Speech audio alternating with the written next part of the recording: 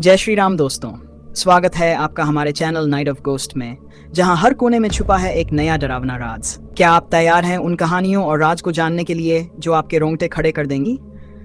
उन अंधेरी रातों के लिए जब आप बत्ती बुझाकर सोना भूल जाएंगे। यहाँ हम आपको ले चलेंगे ऐसे स्थानों पर जहाँ आज भी गूंजती है भूतों की सिसकियाँ और जिन्नों की कहानियाँ। तो आइए शुरू करते हैं आज की कहानी। शांतिपुर नाम का एक गांव था जो अपनी हरियाली और प्राकृतिक सुंदरता के लिए प्रसिद्ध था। गांव के बीचों बीच एक तालाब था जिसका पानी मीठा और शीतल था। यह तालाब गांव वालों के जीवन का अहम हिस्सा था। महिलाएं यहाँ से पानी भरतीं, बच्चे इसमें खेलते और लोग यहाँ की हरियाली में सुकून पाते थे। लेकिन एक दिन कुछ अजीब घटनाएं होने लगीं।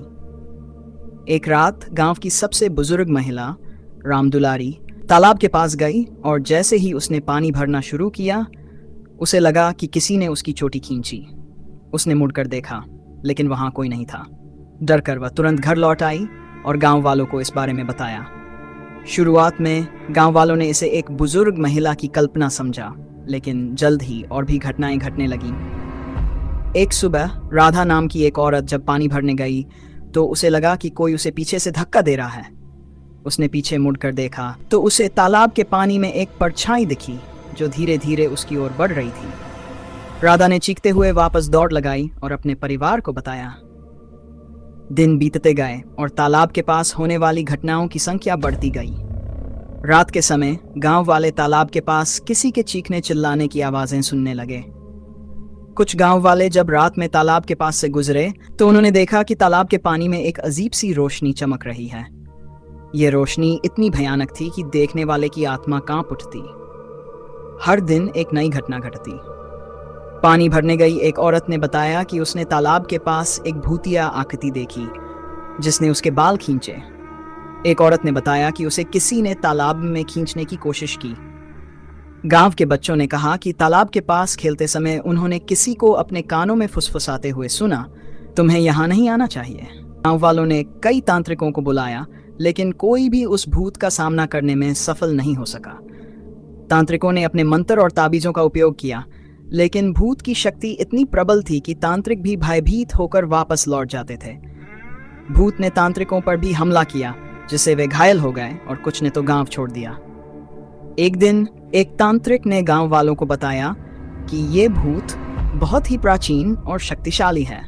उसने बताया कि ये भूत दरअसल एक वृद्धा है जिसकी मृत्यु तालाब के पास ही हुई थी और उसकी आत्मा को शांति नहीं मिली थी। गांव वालों ने सुना कि इस भूत ने पहले भी कई लोगों को तालाब के पास मार दिया था। गांव वालों ने तांत्रिक लौकी के बारे में सुना जो अपनी शक्तियों के लिए प्रसिद्ध था। लौकी ने कई भूत प्रेत और आत्माओं को शांति प्रदान की थी। गांव वाले तुरंत तांत्रिक लौकी को बुलाने का फैसला किया। लौकी गांव में आया, उसने गांव वालों की व्यथा सुनी और तालाब की ओर चल पड़ा। लौकी ने तालाब के पास पहुंचकर ध्यानमग्न होकर मंत्रों का जाप करना शुरू किया। अचानक तालाब का पानी हिलने लगा और एक विकराल आकृति प्रकट हुई।